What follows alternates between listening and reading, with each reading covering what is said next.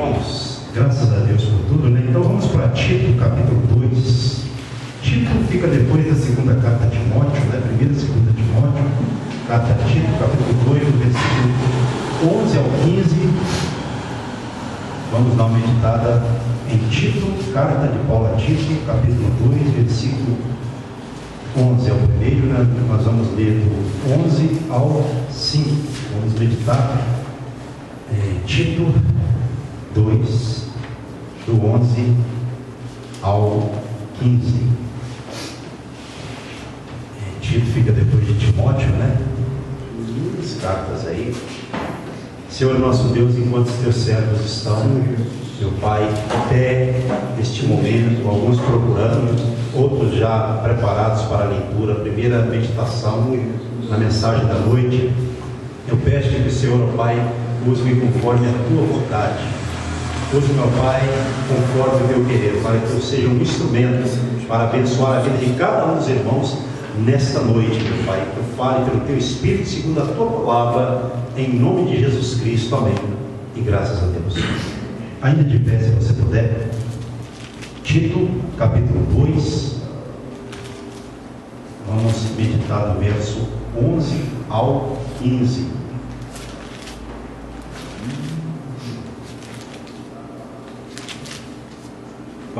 Diz assim: porquanto a graça de Deus se manifestou salvadora a todos os homens, educando-nos para que, renegadas as impiedades, ou renegadas a impiedade e as paixões mundanas, vivamos no presente século sensata, justa e piedosamente, aguardando a bendita esperança e a manifestação da glória do nosso grande Deus e Salvador, Cristo Jesus, o qual a si mesmo se deu por nós, a fim de remir-nos de toda a iniquidade e purificar para si mesmo um povo exclusivamente seu, zeloso de boas obras.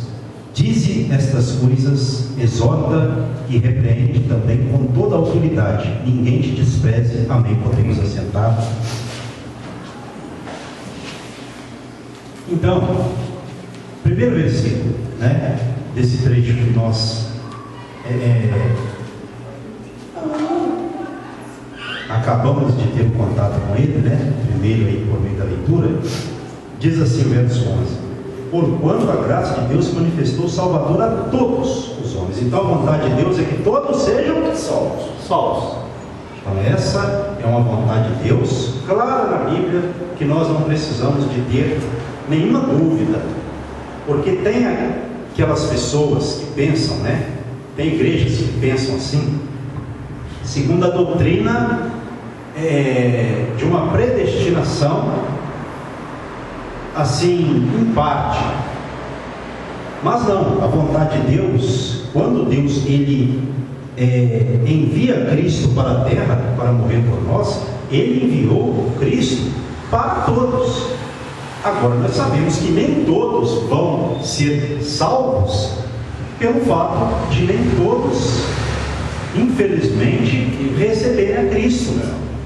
Essa é uma outra questão. Então a vontade de Deus é para todos, mas ela não vai acontecer para todos, porque nem todos querem abrir mão daquilo que é necessário para aceitar essa vontade de Deus, não é?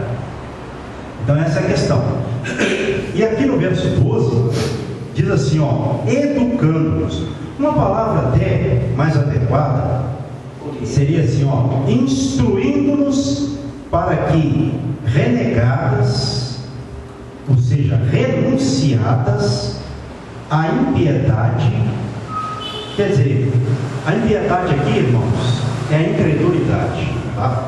O sentido da palavra impiedade aqui nesse trecho é incredulidade e as paixões mundanas. Então o cristão, ele é instruído pelo Senhor por meio da palavra para que ele renuncie à incredulidade. Por quê? Os incrédulos não herdarão o reino de Deus, nós sabemos disso. Quem não crê vai ser salvo? De jeito nenhum. Se a salvação ela tem por princípio crer, a pessoa tem que ao ouvir a palavra, ela tem que reagir, demonstrar sua fé para crer. Então, se ela não crê, se ela não renuncia à sua incredulidade, ela não pode receber essa graça de Deus salvadora que veio ao mundo para todos os homens. João 8,32. Isso quer dizer, não conhece a verdade e a verdade não vai libertar. Porque o que liberta o homem verdadeiramente? Tem pessoa, a gente tem que vigiar com isso, irmão, porque hoje a igreja evangélica, ela está se dando muito a muitas especialidades,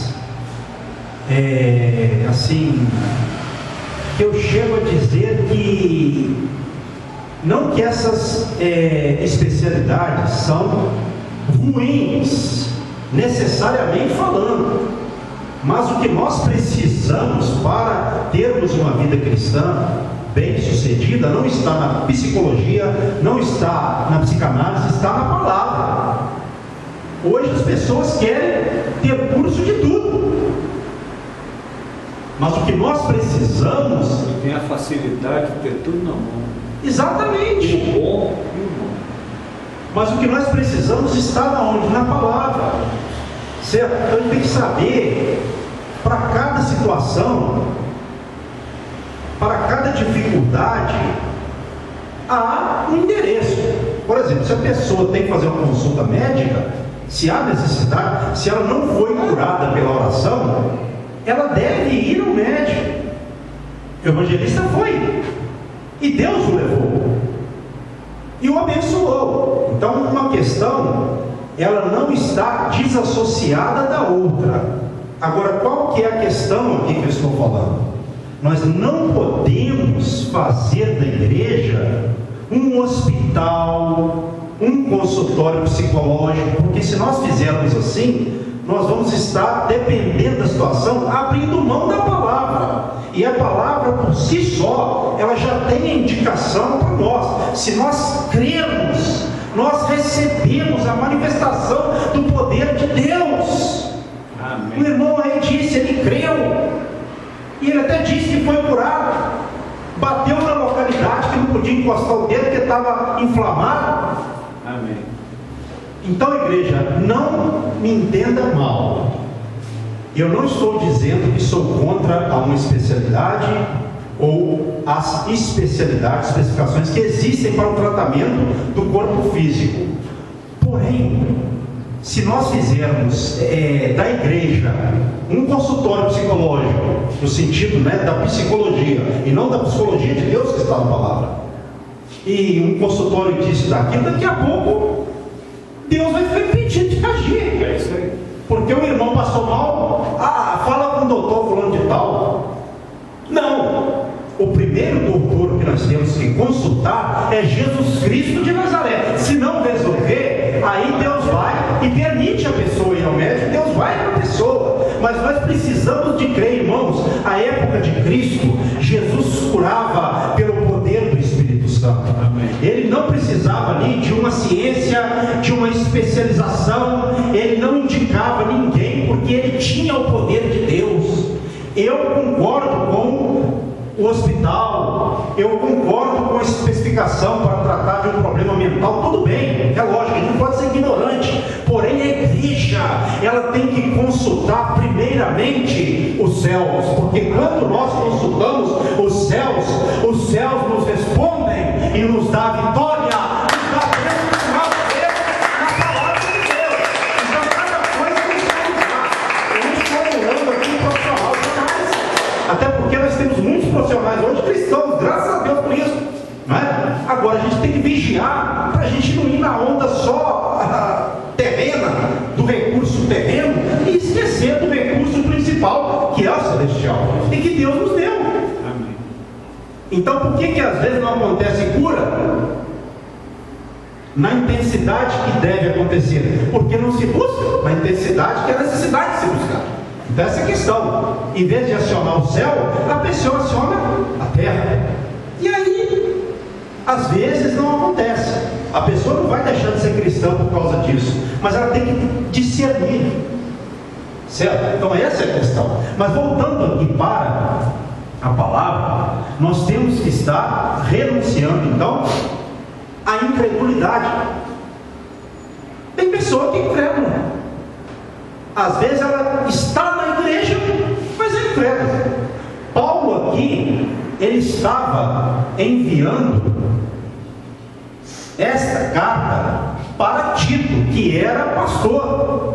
Ele foi enviado para as igrejas da ilha de Creta para colocar as igrejas em ordem, o que estava faltando ali para ele acabar de organizar, certo? Então, essa mensagem, ela foi para irmãos. Ela pode ser pregada no incrédulo também, porque toda a Bíblia ela tem o seu viés evangelístico.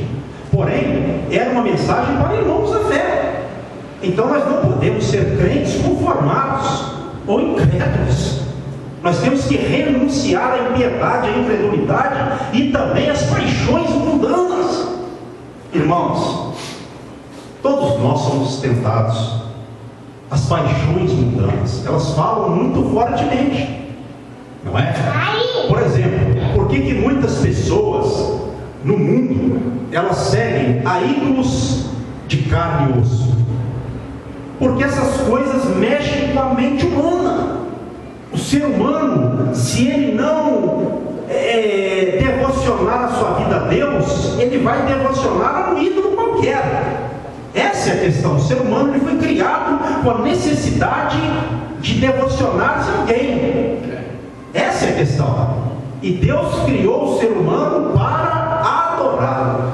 O problema é que o ser humano às vezes não presta atenção, não observa isso.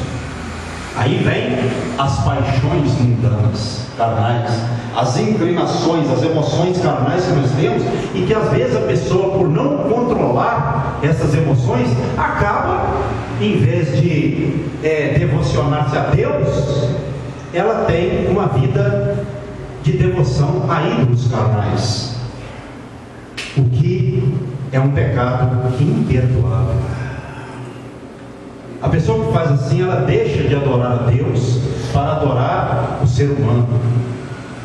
Quantos hoje jogadores de futebol são adorados, times, bandas, musicais por todo mundo? E aí, por que há essa idolatria? Por que pessoas assim arrastam multidões? Porque essas multidões não conhecem a Deus. E muitos têm participação com o demônio. Exatamente. O evangelista trouxe mais um dado aí. E há também por trás disso quem? Trabalhando para essas massas aumentarem? Satanás. Por exemplo, você vai em um evento que é regado a bebida, a droga. Quem está por trás? Quem está por trás daquilo ali? Satanás. As pessoas estão ali no êxtase carnal, nas emoções, nos prazeres, entregues às paixões mundanas. E está falando aqui que nós devemos renunciar, negar essas paixões. Olha só como nós precisamos de ter entendimento, né? Aí no versículo 12 ainda, renunciadas, renegadas a impiedade e as paixões mundanas, vivamos no presente século sensata, justa e piedosamente. Então nós temos que viver no mundo de forma sensata, justa e piedosa. O que é uma pessoa sensata? Uma pessoa lúcida, uma pessoa equilibrada, que tem um bom juízo, lucidez, discernimento. Então o crente ele tem que ser sensato, e ele tem que ser também o que? Justo, agir de uma forma conforme Deus, uma forma mais correta possível. É lógico que nem sempre nós vamos conseguir fazer tudo do jeito que está na Bíblia, mas mesmo assim a Bíblia sempre será o padrão para o cristão de vida. O ensinamento vem da palavra, não é? Então, nós temos que viver sensata, justa e piedosamente. Piedosamente, que eu falei outro dia, essa piedade aqui é uma vida dedicada a Deus. Olha só, se nós não dedicarmos a Deus, se nós não nos dedicarmos a Deus, nós vamos nos dedicar ao mundo. E tem muitos cristãos, ou que dizem ser hoje, que dedicam-se ao mundo, que não têm tido uma vida piedosa, no sentido de uma vida, como eu falei agora há pouco, devocional, uma vida realmente entregue a Deus, dedicada. Nós temos que vigiar isso aí, nós temos que ter entendimento, certo? Verso 13 agora, ó. Fazer isso a igreja deve, aguardando o quê? Verso 13, a bendita esperança e a manifestação da glória do nosso grande Deus e Salvador Cristo Jesus. Está falando de quem aqui o verso 13? Da segunda vinda de Cristo. Nós temos que fazer isso aguardando a bendita esperança. Como está na versão do irmão? Enquanto aguardamos a bendita esperança. E a glorioso retorno de nosso grande Deus e Salvador Jesus Cristo. Então, a igreja tem que viver aguardando a segunda vinda de Jesus Cristo.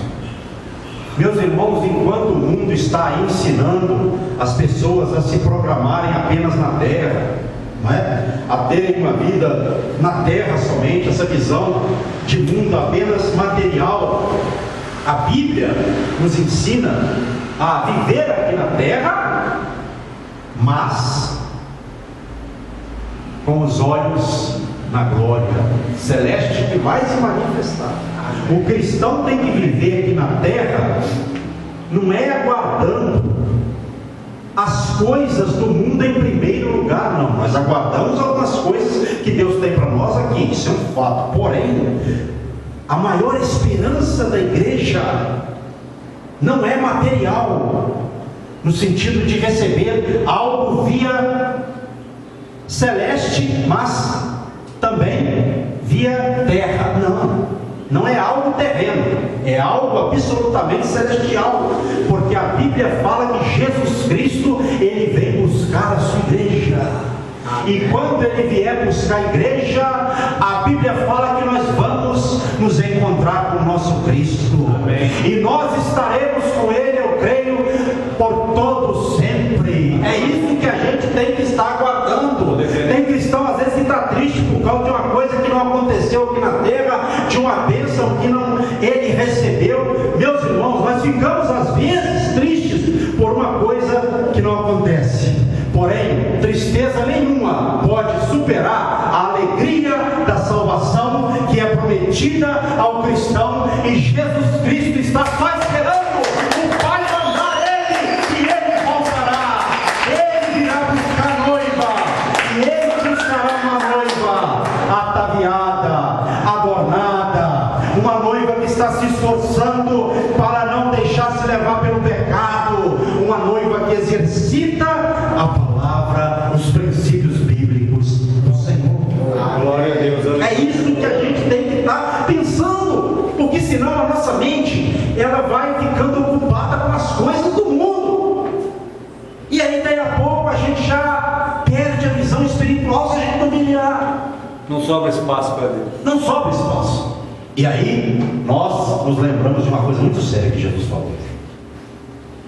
Não é? O Senhor não divide a glória dele com ninguém. Amém.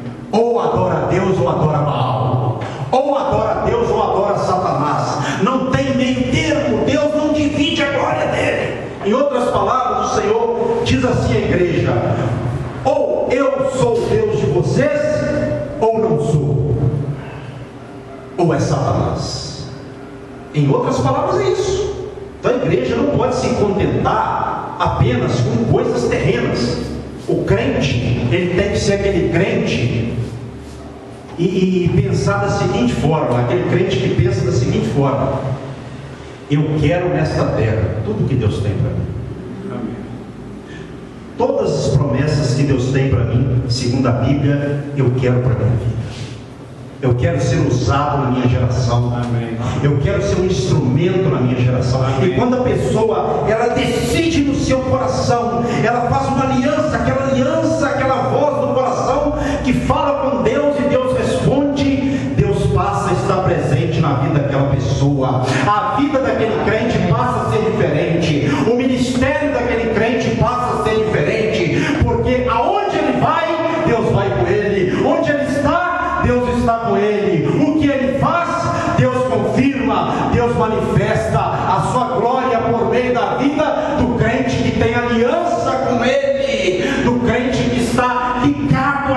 crente realmente, não apenas aquele crente que diz ser crente, mas aquele crente que as pessoas olham para ele e veem nele a imagem do Senhor, a presença de Deus na vida dele. É isso que a gente tem que tomar para a nossa vida. O resto, meus irmãos, é conformismo. Deus não quer uma igreja apenas, um local apenas. Nós somos a igreja, Deus se agrada de nós, mas Ele quer mais. A vida do crente, eu costumo dizer que é um processo. E se é um processo, tem começo, meio e fim. Então o crente não pode começar e deixar de desenvolver a salvação da forma de como a Bíblia fala. Ele não pode se contentar com coisas que Deus não quer que ele se satisfaça com essas coisas. Eu não estou falando aqui agora de dinheiro, de coisa material. Isso também faz parte. Porém, eu falo aqui mais agora, voltando-me para a área espiritual. Por exemplo, o irmão falou aqui, eu até dei essa instrução outro dia, porque é realidade, né? Se Deus pode te usar, não apenas para cantar e pregar, mas também para curar e fazer maravilhas, oh, aleluia! Meus irmãos, quando a gente está fazendo a obra de Deus, e Deus manifesta por meio do ministério da gente, a gente fica avivado. Amém. A gente fica pensando, oh, glória a Deus, esse é o Deus da palavra, é o Deus que eu sirvo, é o Deus de sinais, é o Deus de poder, é o Deus que responde. Isso faz com que a gente busque mais a Deus, não é? Tenha uma vida mais consagrada, mais dedicada, porque Deus quer mais. Amém?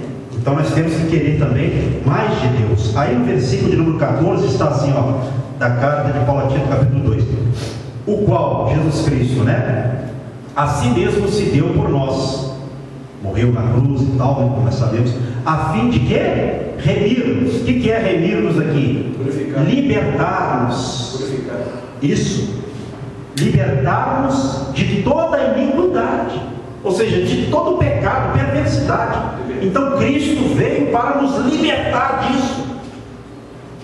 Pastor, mas como entender? Porque a gente peca todo dia, é difícil entender isso. O crente, quando ele peca, realmente ele peca todo dia, mas quando ele peca, ele reconhece a sua miséria diante de Deus e pede perdão, e se esforça para não pecar mais, para que o pecado não domine a sua vida, e sim o Espírito Santo continue dominando a sua vida. Amém. Essa é a questão. Então, o Cristo, ele veio para nos libertar de toda iniquidade e purificar para si mesmo. Essa purificação aqui é o quê? É a purificação que vem pelo sangue do Cordeiro, que purifica-nos de todo o pecado. Olha que coisa séria. Então Cristo veio para tirar o pecado do mundo, para libertar-nos, para nos purificar, para que nós sejamos o que está aqui no final do verso 14, um povo exclusivamente seu, zeloso de boas obras. Amém. Então a igreja tem que ser um povo zeloso, especial, de boas obras, de obras úteis, obras de Deus aqui na terra. Mas para isso nós temos que viver lutando contra o pecado. Porque se Ele nos separou do mundo para que nós sejamos usados, sejamos seu povo, nós não podemos concordar com os moldes do mundo, os princípios do mundo, porque nós já temos os princípios de Deus imprimidos em nossos corações. Amém. Nós temos que entender isso. É lógico, o pecado vem, às vezes você peca, mas você foi purificado pelo Senhor. Nunca deixe Satanás lançar na sua mente: você pecou, você é um servo de Deus que pecou, e agora? Porque o diabo, ele é acusador, não é? Ele acusa, e ele usa pessoas, e às vezes usa a nossa própria mente, lançando na nossa mente: aí quem você é? Você disse que o Senhor te libertou, te salvou, você está pregando isso aí, e agora você caiu nas suas próprias palavras. Quando isso acontecer, o acusador vier para te acusar, você diga a ele: realmente eu pequei.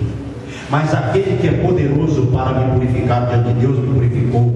E eu te repreendo, Satanás, porque você sim já está sentenciado ao lago de fogo e enxofre. Mas eu sou purificado pelo sangue de Jesus Cristo, que purifica-nos de todo pecado. Aleluia! Porque, irmãos, o que mais tem é pessoas para nos acusar, pessoas esperando a gente cometer um vacilo para nos acusar. Os detetives do diabo. A gente tem que vigiar isso, não é? E agora, para encerrar, então nós somos, só trabalhando mais um pouquinho, um povo exclusivamente de Deus. O que significa isso? Exclusivamente de Cristo, de Deus. Um povo exclusivo. Ou seja, só de Deus. Isso. Ou só de Deus. É só de Deus. É importante a gente entender isso. Cada um de nós pertence a Deus. Amém por isso. E se pertence a Deus, Deus não divide o povo dele com ninguém, a sua glória.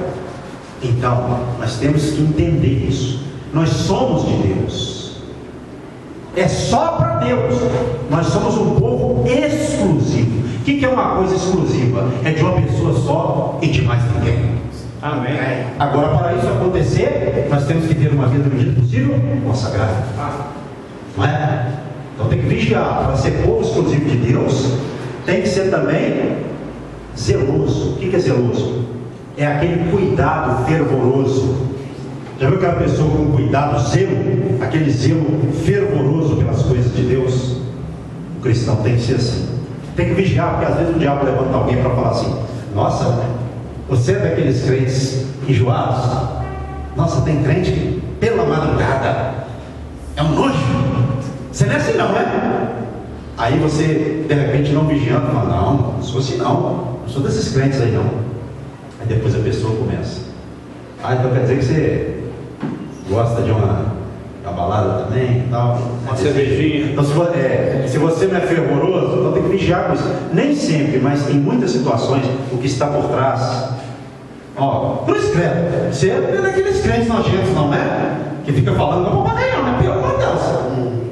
Por trás disso, às vezes, está uma seta do diabo. Pode ter uma certeza. Ele já está tentando lançar em você algo dele, para te sensibilizar, para você dizer que você não é um crente desses, né? Vamos dizer assim, dos fervorosos. E para Deus tem que ser fervoroso. Amém. O que é fervoroso? Tem entusiasmo e ânimo. Irmão, o que Deus colocou no teu coração foi Deus, tá? Guarde isso. Isso é uma coisa muito preciosa. Guarde isso com todo o zelo do seu coração e da sua alma. E abra mão de tudo que for necessário, porque o de Deus é melhor. Amém. Pode parecer que não, mas é o melhor. Amém. Bem? Então isso é muito interessante. Para finalizar, verso 15. Dize estas coisas, Paulo dizendo a Tito. Exorta, quer dizer, anima, né? E repreende. Repreender que é combater o mal. Também com toda a autoridade. Ninguém te despreze. Então, Tito deveria ou devia fazer isso com toda a autoridade. Ele devia fazer isso animando, porque um pastor, ele tem que animar a igreja, irmãos. Tem que proceder dos lábios dele palavras de entusiasmo, fervor, ânimo, encorajamento. Então, a palavra exortação aqui segue nessa linha. Agora, também está escrito aqui a palavra repreensão, ou seja, combater todo tipo de mal, porque o diabo, às vezes, ele levanta alguém para falar: não, esse pastor está errado, não é assim não. Às vezes, isso acontece quando é num sentido, como eu estou falando aqui, que Paulo orientou a Tito. Por isso que ele disse: você faça isso, exorta, repreende, e repreende também com toda a autoridade. Ninguém te despreza. Tito, não deixe ninguém te prezar. Faça isso com autoridade, dedicação, diligência, porque você sabe que isso é certo. Se você sabe que uma coisa é correta, que Deus te mandou fazer, faça com dedicação e cuidado, porque o diabo vai enviar pessoas para te tirar de cabeça. Mas isso é vai mesmo. Porque o que o diabo quer fazer? Uma tática forte dele. Quando alguém se levanta no fervor para fazer algo de Deus, ele vai tentar desanimar. E às vezes ele pode usar uma pessoa até da igreja, que às vezes não esteja vigiando, para desanimar o outro. Então o cristão tem que estar atento. Por isso que ele tem que conhecer a verdade, para saber o que ele está fazendo e fazer com determinação, dedicação, sem recuar. E se alguém se levantar para ser contra, ele deve combater esse mal que vem para poder chocar, sugar, vem para ser uma coisa de encontro ao avivamento de Deus ou à vontade de Deus. Não é? Então nós temos que ter cuidado com relação a isso. Amém? Amém. Então vamos, porque as horas se vão, não é? Cara, vira aqui para nós, por favor. Vou chamar o evangelista aqui, o nosso amado irmão Gelson, por favor, para nós orarmos aqui, né?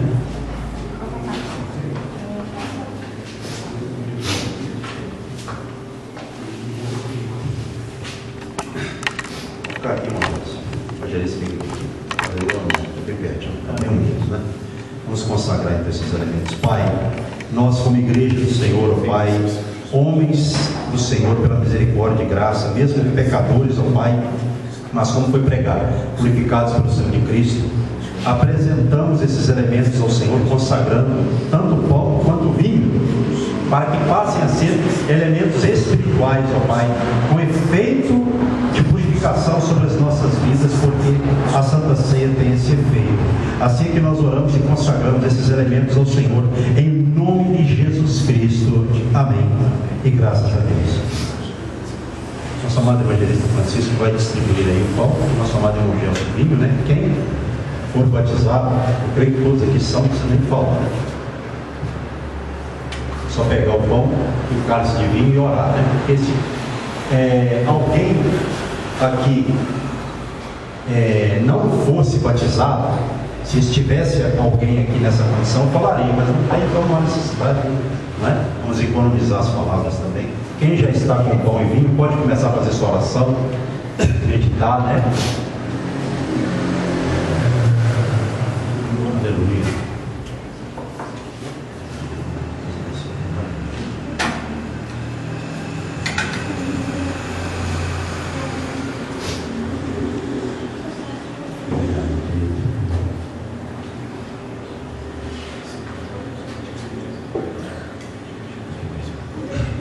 Vamos orar. Quem já está orando, continue. Nós vamos orar agora. Pai, em nome do Teu Filho amado Jesus Cristo, nós pedimos-Te perdão de todos os nossos pecados que nós cometemos, ó Pai, desde a última Santa Ceia até esta Santa Ceia de hoje. Perdoa-nos, ó Pai, que o sangue de Cristo venha purificar-nos mais uma vez de todo e qualquer pecado, porque nós sabemos, ó Pai, que quando oramos crendo, nós estamos participando da Santa Ceia para não sermos condenados com o mundo, porque o mundo que não conhece o Senhor, que não ceia, que não alimenta-se do pão que simboliza o corpo de Cristo e do vinho que simboliza o sangue, já está condenado. Agora, meu Pai, nós cremos que Cristo morreu pelos nossos pecados e nos deu, meu Pai, este mandamento, que é a Santa Ceia, para que nós, ó Pai, pudéssemos ceiar até a sua volta, porque é um mandamento, como nós estamos cumprindo, meu Pai, o mandamento hoje, ceando, porque Cristo disse que era para que nós fizéssemos isso em memória dele, até que ele venha, em memória do que ele fez na cruz por nós, que foi um sacrifício, meu Pai, único e ali terrível, que ele passou, que ele sofreu em seu corpo por nós. E nós, ó Pai, estamos cumprindo o mandamento, como ele disse, até que ele venha buscar a igreja novamente, como foi pregado nesta noite, a segunda vinda, que é a maior esperança da igreja. Assim, meu Pai, nós te pedimos perdão de todos os nossos pecados, atos, pensamentos, meu Pai, obras, tudo aquilo que nós, meu Pai, fizemos durante o mês que não agradou o Senhor, perdoa-nos, ó Pai, purificando-nos com o sangue de Cristo de todo o pecado, para que esta Santa Ceia tenha efeito, meu Pai, de salvação sobre nós, como tem quando nós participamos, ó Pai, da celebração da Santa Ceia, crendo em nome de Jesus. Amém. Amém. E graças a Deus. Quem está orando ainda pode continuar, não tem problema, você não particular. Quem já acabou, erga um pouquinho seu pão ao céu e diga assim: Senhor meu Deus, Senhor meu Deus, eu te agradeço, pelo Senhor ter enviado teu filho para sofrer em seu corpo pelos nossos pecados, em nome de Jesus. Quem orou com fé, como do pão simboliza o corpo de Cristo, em nome de Jesus.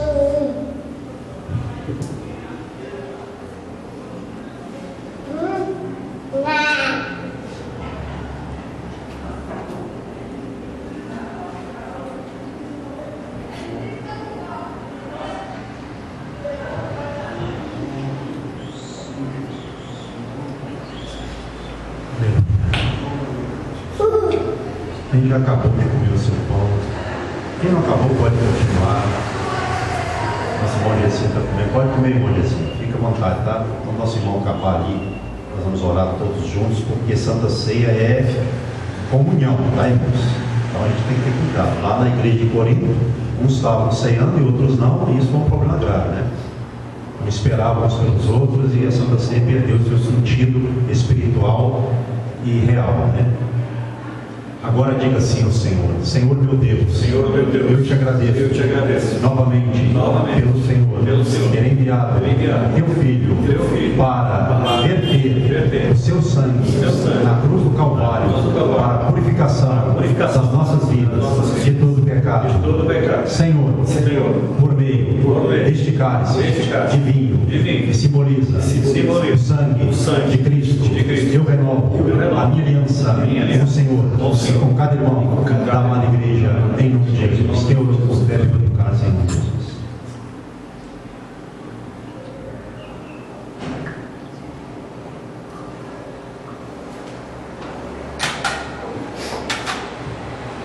Glória a Deus. Aleluia. Senhor, nós vamos findar já, porque as horas já estão avançadas. De todo o nosso coração, nós te agradecemos, ó Pai, por mais uma Santa Ceia, pelo perdão do Senhor que está sobre a nossa vida, meu Pai, e inserido na Santa Ceia. Ó Deus, de todo o nosso coração, nós externamos a nossa gratidão, porque um dia o Senhor nos amou de uma tão grande forma, que deu o teu Filho para, meu Pai, vir à terra e sofrer pelos nossos pecados, e morrer na cruz, para que nós pudéssemos crer e pudéssemos ter a vida eterna. Nós te agradecemos de todo o nosso coração por esse tão grande e maior amor que o Senhor demonstrou por nós, em nome do Filho amado Jesus. Amém. E graças a Deus. Amém. Faça assim com as mãos no pão de receber. Pai, a todos abençoe com teu amor, com a graça do Filho e com a sua doce consolação do Divino Espírito Santo. Dê a todos, ó Pai, no final de domingo, consolado, encorajado, animado, para que nós, nesse encorajamento, Senhor, nessa consolação do Espírito Santo, findemos a semana, meu Pai, comecemos a semana prática amanhã, nesse encorajamento, nesse ânimo, nesse entusiasmo como foi pregado, porque precisamos de viver, ó Pai, o cristianismo fervoroso